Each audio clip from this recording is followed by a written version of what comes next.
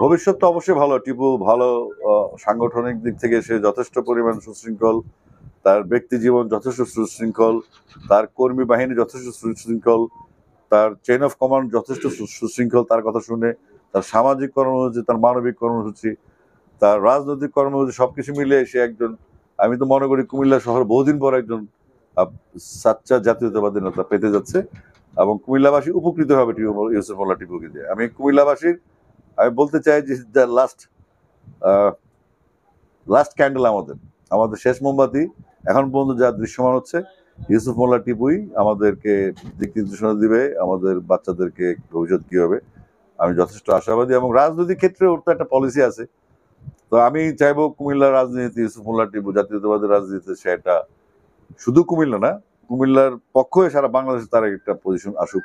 এটা আমি ওর সাথে থেকেই চাইবো, ওর পাশে থেকে চাইবো।